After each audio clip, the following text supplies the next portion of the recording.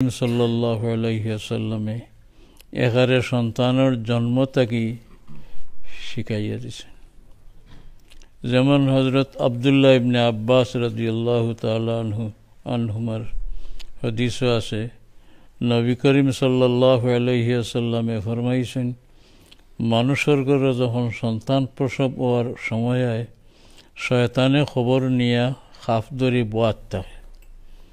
বাচ্চাটা পয়দা হওয়ার পরে আর কোনটা স্পর্শ করার আগে শয়তানে বাচ্চার গাত হাত বুলায়, খানে হাত বুলায়। এ পর্যন্ত এই বাচ্চার শরীরও কোনটা স্পর্শ করছে না, এই হাত লাগায় তার একটা অ্যাকশন তার দিল গিয়া হামাইব, যার কারণে এ বাল্যবন্ধু বানাইয়া তৈল এই বাচ্চারে আগে দি বড় হইলে ডাকলে হেফাইত করিয়া। আমরা নবী করিম সাল্লাল্লাহু আলাইহি ওয়াসাল্লামে ফরমাইছেন, এটা প্রত্যেক নবজাত শিশুর লাগিও আছে, মাত্র 2 সন্তান ছাড়া আর সকলটে শয়তানে আতায়।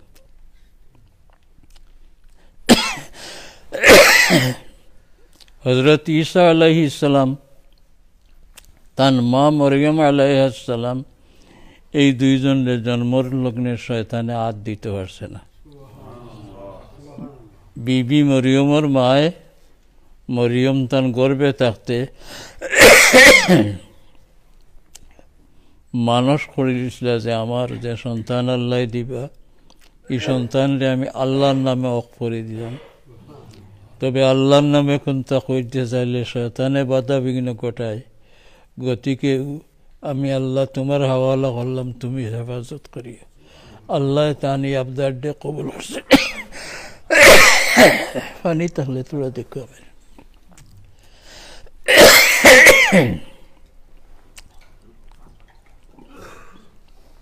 রাসূলুল্লাহ ফরমাইছেন, এই 2 সন্তান ছাড়া বাকি সব সন্তানরে শয়তানে হাত লাগায়।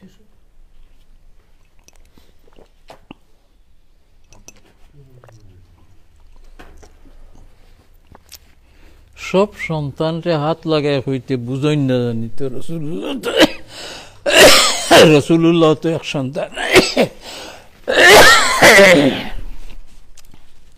তার জন্মের সময় সন্তানে হাত লাগাইল। রসুল্লাহ ইতার বহু ঊর্ধ্বে, তানে হাত লাগাইতে সহায় আল্লাহ তালাই কোন তানে বয়াইতো দুনিয়ার আগর ঘরের হলতা যে খাইছে।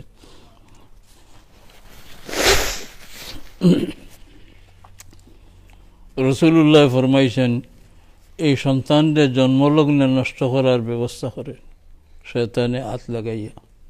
তুমি জানেন শয়তানের হাত লাগানি আল্লাহ তারা এই সুযোগ দিলেছেন বন্ধ করতে পারতে নাই। আমি তার তদবির কই দিই, বাচ্চারে সাফ সুতরা করিয়া তার ডাইনর খানো আজান হই আর বাবুর খানো একামত বা তকবির হই। আজান আর একামতের একশন বড় খাস। হাদিস শরীফ আছে, যতক্ষণ পর্যন্ত এর আওয়াজ যায় এর ভিতরে শয়তান টিকিয়া থাকতে পারে না।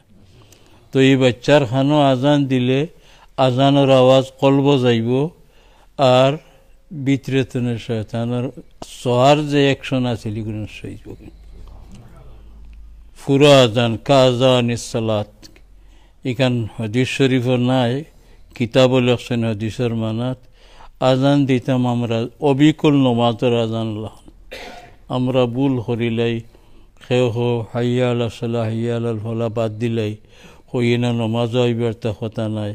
ইনো বাচ্চার খানো শুনাইবার আজান ইলা নাই কথা কা আজান ইসলাতে ও একামতিহা। অবিকুল নমাজের আজানের মতো আজান আর নমাজের একামতের মতো একামত। আরো ভুল আমরা করি, ফুড়ি নইলে মেয়ে হইলে অনেকে আজান দেন না।